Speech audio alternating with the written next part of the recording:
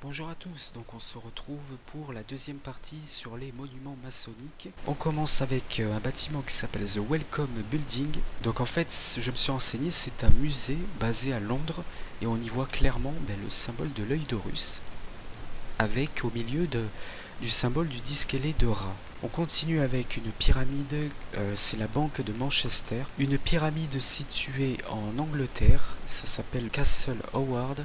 Ici c'est la Star Pyramid située à Stirling en Écosse. Ici c'est le Mall of Asia, dont le bâtiment fait penser donc à l'œil qui voit tout. Ici c'est la pyramide qui s'appelle, alors c'est le Karlsruhe, situé en Allemagne. Ici c'est la Bayterek Tower située à Astana si je ne me trompe pas. Oui c'est bien ça, située à Astana au Kazakhstan, voilà. Et à l'intérieur de cette tour, eh bien apparemment le président du Kazakhstan a fait une empreinte de main à l'intérieur d'un triangle, mais honnêtement je ne sais pas ce que ça signifie. Mais en tout cas ça rappelle étrangement cette scène dans le film Total Recall. Mais après je ne sais pas tout ce que ça veut dire tout ça. Si vous savez, n'hésitez pas à le dire dans les commentaires. On continue avec le temple maçonnique situé à Toronto. Et donc c'est à cet endroit qu'une chaîne de télévision a établi ses lieux pendant une certaine période. Là regardez, on voit le logo d'ailleurs de MTV. Voilà, donc c'est un temple maçonnique, voilà, situé donc à Toronto. On continue avec un rond-point situé à Jeddah, alors c'est en Arabie Saoudite. On reconnaîtra donc le compas et l'équerre, donc symbole maçonnique. On continue avec The Royal Children's Hospital, dont le logo est l'œil qui voit tout. C'est situé à Melbourne en Australie. Quand on regarde ce bâtiment vu d'en haut, on reconnaît le symbole de la franc-maçonnerie. Alors ceci est la tombe d'un certain Franz Leffen, situé à Cologne. Donc on y voit le serpent, un pentagramme, l'œil qui voit tout.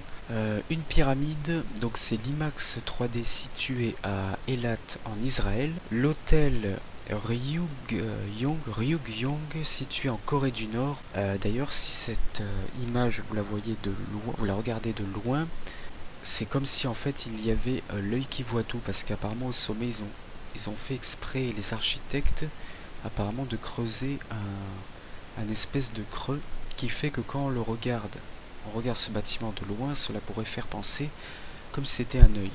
Ensuite, il y a un projet qui est en train de se créer actuellement, donc c'est pour Séoul, donc en Corée du Sud.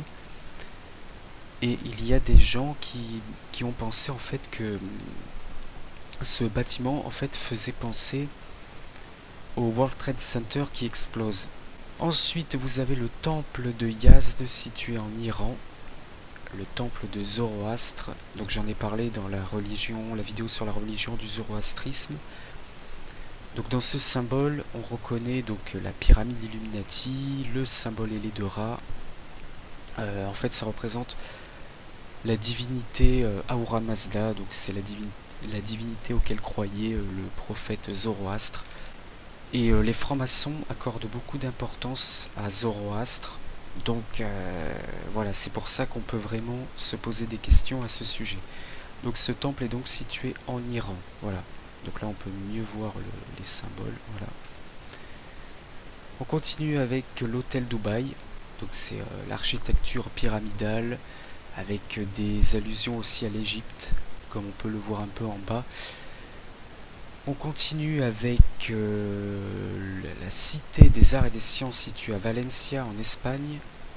Alors les architectes ont construit quelque chose qui fait en sorte que avec le reflet de l'eau, eh bien cela fait carrément l'œil qui voit tout. Donc c'est assez ça a été bien réfléchi apparemment ce projet au niveau de la construction. Et regardez donc la forme du bâtiment la nuit, à quoi ça ressemble. Donc c'est vraiment un œil. Et quand on le voit de face, voilà, donc il n'y a absolument aucun doute. Voilà, il n'y a aucun doute possible.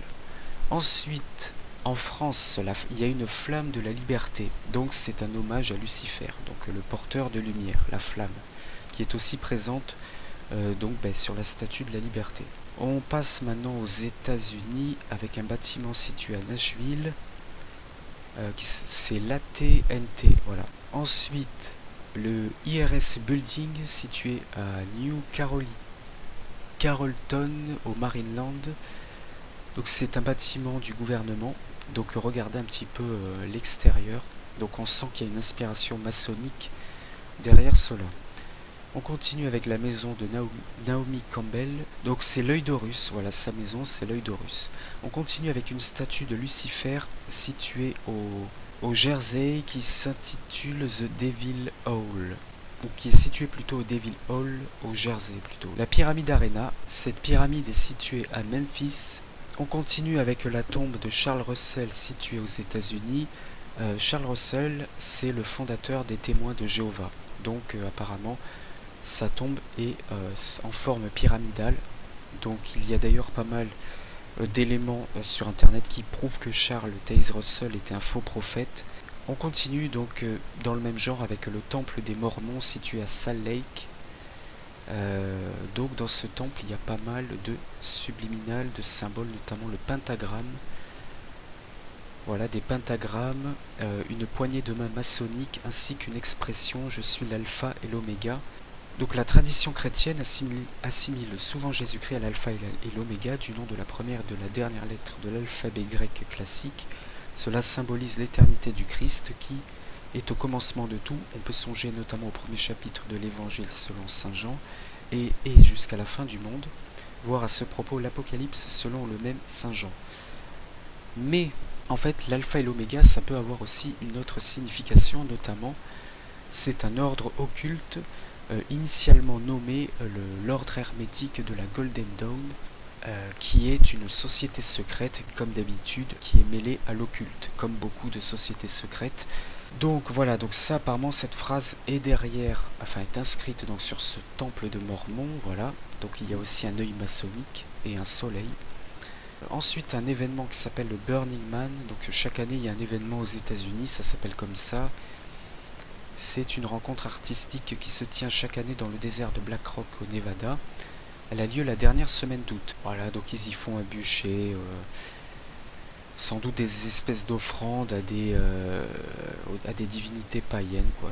Et d'ailleurs la publicité de cet événement, on reconnaît donc l'œil qui voit tout. Voilà. On continue avec le Daily Plaza Dallas. Cet endroit n'est pas inconnu puisque c'est là où a été assassiné JFK. Et pas loin de là où il a été tué, eh bien, il y a un bâtiment en forme de pyramide, comme on peut le voir ici, voilà, le bâtiment qui est situé en bas de cette tour, que l'on voit d'ailleurs depuis ici, voilà, depuis le Daily Plaza. Ensuite, l'Enfant Plaza Hotel, situé à Washington, vous avez, donc il s'illumine la nuit. Vous avez ensuite le Hollywood Masonic Temple. Donc là c'est très intéressant puisque en fait c'est le siège de l'émission Jimmy Kimmel Live. En fait c'est une célèbre émission aux États-Unis qui marche pas mal. Et cette émission elle est en direct, elle est programmée donc dans ce temple maçonnique. Donc voilà, on continue avec donc le Hollywood Boulevard donc à Los Angeles. Cet endroit est très intéressant. Pourquoi ? Eh bien c'est tout simplement là où il y a les Oscars. C'est à cet endroit qu'ils les font. Et si vous regardez bien donc le bâtiment où est fait les Oscars, il y a une arche. Et en fait cette arche, en faisant mes recherches, en fait c'était, eh bien, elle a été construite lors du film Intolérance, qui est un film qui a été réalisé par Griffith, le réalisateur D.W. Griffith, et qui était franc-maçon d'ailleurs, et donc il a construit. Donc c'était un célèbre réalisateur de films, voilà. Apparemment il a tourné environ 400 films courts en 5 ans, de 1908 à 1913. Et après en 1914 il a réalisé les premières superproductions américaines. Donc on va dire que c'était un des premiers réalisateurs connus aux États-Unis dans le domaine du cinéma. Il a d'ailleurs créé la fondation, enfin il a créé la Triangle Film Corporation, comme on peut le voir, regardez, une importante société de production et distribution de cinéma fondée en 1915. Donc voilà, ils ont choisi voilà, donc le symbole du triangle, encore une fois. Donc c'est subliminal tout ça. Donc vraiment l'industrie du cinéma en plus c'était vraiment, voilà, au début des années 1900, c'était vraiment le début. Et Satan est derrière toute cette industrie, quoi. Donc on revient au film de D.W. Griffith. Donc il a fait un film en 1916 qui s'appelle Intolérance, et c'est dans ce film donc il a construit des décors, des costumes, et notamment cette arche que vous avez vue où se déroulent les Oscars. Et en fait cela représente Babylone. Et Babylone, en fait la Bible en parle, et en fait Babylone c'est le symbole de la corruption et de la décadence. En transmet le souvenir et le prestige qui survécurent à sa chute. Voilà, caractérisé par l'orgueil dans l'ancienne alliance, l'Apocalypse en fait la représentation de la fausse religion alliée au pouvoir temporel. Vous voyez? Donc c'est vraiment très intéressant, hein. Donc c'est pour ça que je vous incite à lire la Bible. Voilà, donc cette arche ont été, au niveau de la construction, s'est inspiré donc du film Intolérance, voilà, qui était sorti donc en 1916. Et donc voilà, D.W. Griffith était franc-maçon. On peut le voir donc ici, réalisateur de film, il était à la loge Saint-Cécile numéro 568 à New York. Voilà, donc il ne reste plus qu'à parler d'un dernier bâtiment que j'avais déjà cité dans un épisode sur les jeux vidéo, dans le jeu Elle est Noire, qui était sorti en 2011, qui se passait dans le Los Angeles des années 50. Et bien dans le jeu, il y a la bibliothèque centrale de Los Angeles, qui est un monument maçonnique, et dans le jeu je vous avais dit que le toit de la bibliothèque avait été modifié, c'est-à-dire que là vous voyez des soleils, mais dans le jeu vidéo les développeurs ont remplacé ça par le symbole Illuminati. Mais voilà, donc ça c'est le bâtiment original, donc l'extérieur, le sommet, donc on y voit une flamme située au sommet, donc je sais pas si on va bien le voir, voilà, située tout en haut. Ça représente en fait tout simplement, c'est comme la flamme de la Statue de la Liberté, c'est un hommage à Lucifer, quoi. Donc voilà à quoi ressemble tout ce bâtiment vu de loin, voilà. Et à l'intérieur de cette bibliothèque, il y a une représentation de cette flamme, il y a une miniature. Donc voici l'intérieur notamment de cette bibliothèque, on y voit donc subliminalement l'œil qui voit tout, encore une fois. Et quand on fait un zoom, on se rend compte qu'il y a les signes du zodiaque. Voilà. Donc encore une fois, l'architecture est très recherchée. Ça n'a pas été fait au hasard, hein. Ça a bien été réfléchi. C'est vraiment un monument très maçonnique. Et au niveau des architectes, eh bien, ça a été fait. Ce bâtiment a été fait par Bertrand Goodhue. Il a notamment fait la chapelle Rockefeller à l'université de Chicago. Il a aussi fait le Wolf's Aid Society New Hall à l'université de Yale au Connecticut. Et là vous allez me dire, et ça c'est quoi par contre? En fait c'est une société qui a été créée 50 ans après les Skulls and Bones. Apparemment ce sont des membres qui étaient dans le Skull and Bones. Et bien ces deux sociétés ont la particularité de résider donc au même endroit, à l'université de Yale. Vous avez un autre architecte donc, qui a travaillé à cette bibliothèque, qui s'appelle Lee Laurie. Et justement avec Bertrand Goodhue, ils ont souvent fait ensemble des architectures pour les Rockefeller. Donc Lee Laurie a notamment fait la statue de Washington, voilà, de George Washington. Et il a notamment fait aussi la statue en bronze Atlas, qui est située d'ailleurs au Rockefeller Center, que je vous ai présenté dans la première partie. Je vous avais surtout montré, c'est vrai que je n'ai pas pu tout vous montrer. Je vous ai surtout parlé de la façade avec le compas maçonnique et aussi de la statue de Prométhée.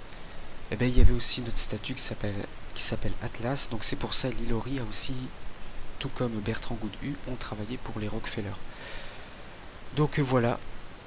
Donc si vous voulez en savoir plus sur le symbolisme de la bibliothèque centrale de Los Angeles, n'hésitez pas à aller voir cet article de The Vigilant Citizen. Par contre, je me suis renseigné, il n'est pas chrétien, il est athée, mais il fait un très bon travail de recherche.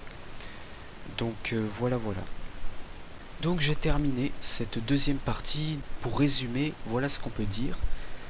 Les Illuminati ont la main mise sur tous les domaines et ils ont des monuments maçonniques, des obélisques de partout dans le monde entier, ce qui prouve leur domination sur cette terre, voilà, qui eux-mêmes sont dirigés bien entendu par Satan. Merci à vous de m'avoir écouté, regardé, et moi je vous dis à bientôt.